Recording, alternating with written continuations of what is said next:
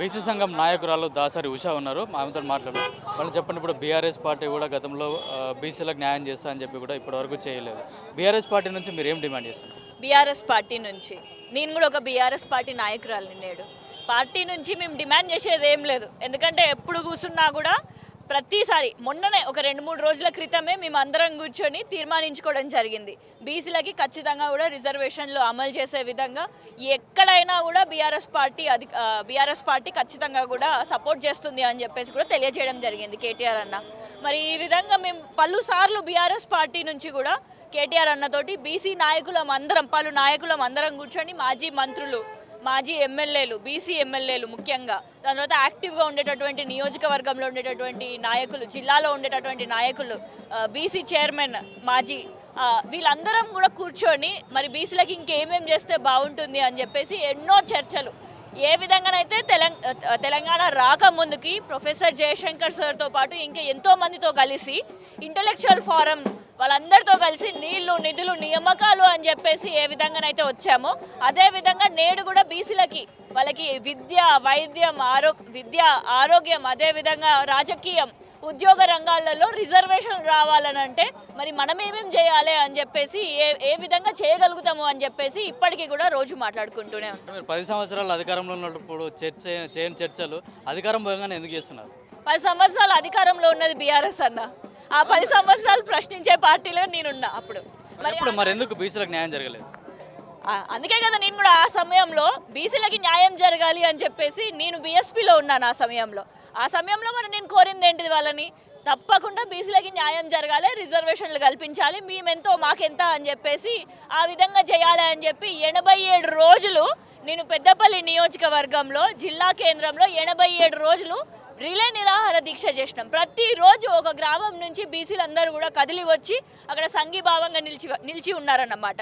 మరి మేము అడిగేది కూడా అంతే. మీరు ఏ పార్టీ నుంచి వచ్చినా, మీరు బీఆర్ఎస్ అయినా, కాంగ్రెస్ అయినా, బీజేపీ అయినా, సిపిఐ అయినా, ఏ పార్టీ అయినా కూడా బీసీలకి 42% రిజర్వేషన్లు నేడు ఇవ్వాలి అని చెప్తే ఎందుకు కోర్టులు అడ్డుకుంటున్నాయి? ఎందుకు పార్లమెంట్లో ప్రవేశం పెడుతుంటే అది రిజెక్ట్ చేస్తున్నారు? మరి ఇప్పుడు ఉండేటటువంటి కాంగ్రెస్, బీజేపీ అవి నేషనల్ పార్టీస్. మరి కేంద్ర పార్టీలో ఉన్నప్పుడు పార్లమెంట్లో షెడ్యూల్ 9లో ఇంక్లూడ్ చేయాలి కదా. కేవలం తమిళనాడు రాష్ట్రంలోనే కాదు, తెలంగాణ రాష్ట్రంలో కూడా అదే విధంగా బీసీల జనాభా ఎంతో బీసీ కమిషన్ వేసి కాంగ్రెస్ పార్టీయే తెలియజేయడం జరిగింది. మరి నేడు మనం అడగాల్సిన ప్రశ్న ఏంటి? నేడు ఎందుకు చేయట్లేదు అని చెప్పేసి.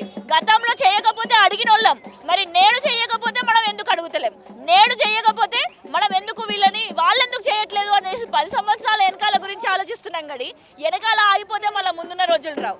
అందుకనే నేను బీఆర్ఎస్లోకి వచ్చినా రాకపోయినా మళ్ళీ ప్రతిపక్ష పార్టీని అడుగుతానా, లేకపోతే అధికార పార్టీని అడుగుతానా? అధికార పార్టీని ప్రశ్నించాలి. నేడు మనం అడిగే ప్రశ్నలన్నీ కూడా అధికార పార్టీలో ఉండి నువ్వేం చేస్తాను, అధికారం నీ చేతుల్లో పెట్టింది ఎందుకు? వాళ్ళ చేతుల్లో అందుకనే అధికారం పోయింది అని అనుకోండి. మరి ఇప్పుడు కామారెడ్డి డిక్లరేషన్ 42% బీసీలకు ఇస్తానన్నారు కదా. మరి బీసీలకు ఇస్తానన్న కామారెడ్డి డిక్లరేషన్ ఎలక్షన్ల ముందు ఇస్తానన్నారు, ఎలక్షన్లు అయిపోయినాక ఎందుకు మాయమైపోతుంది? జూబ్లీ హిల్స్ ఎలక్షన్లో గెలిచిన తర్వాత హడావిడిగా గ్రామ పంచాయతీ ఎలక్షన్లు పెట్టారు. అంటే బీసీలను మోసం చేయడానికి ఇదంతా జరుగుతుంది అనుకోవచ్చు.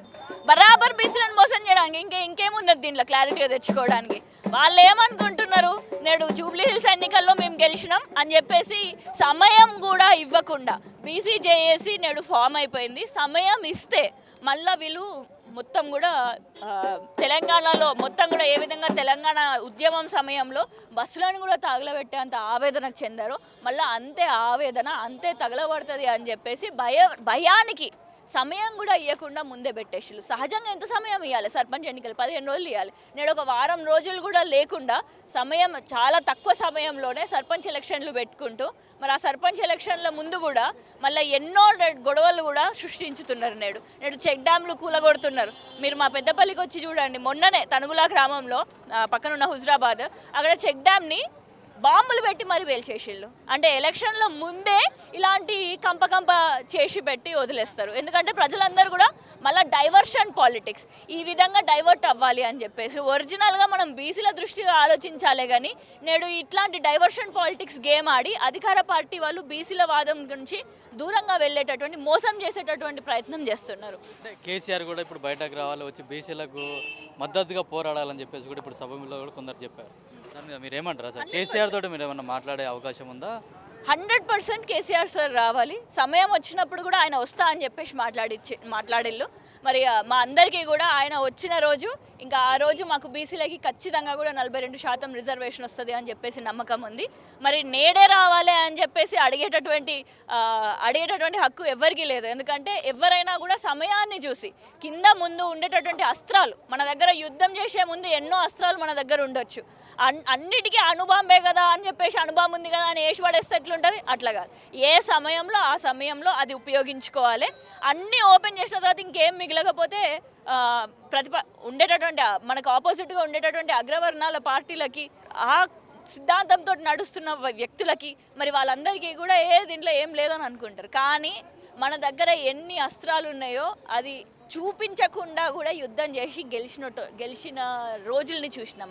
మరి అదే విధంగా నేడు అదే భయంతో కాంగ్రెస్ పార్టీ హడావిడిగా 300 కోట్లు అని చెప్పేసి వేరే ముచ్చట చెప్పుకుంటూ బీసీలది తొక్కివేయాలి అని చెప్పేసి ప్రభుత్వం ప్రయత్నం చేస్తుంది. కానీ ఇది ఎన్ని రోజులు నిలబడదు. ఒకసారి మోసం చేయొచ్చు, 2 సార్లు మోసం చేయొచ్చు, కానీ ఎన్నిసార్లు అని మోసం చేస్తారు ప్రజలు గమనిస్తూనే ఉంటారు.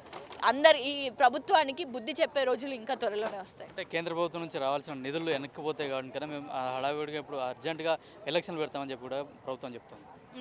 300 కోట్లు ఎంత అన్నా ఒక మెగా కృష్ణారెడ్డి గారికి ఎన్ని వేల కోట్ల రూపాయల కాంట్రాక్ట్లు ఇస్తారు వాళ్ళకి.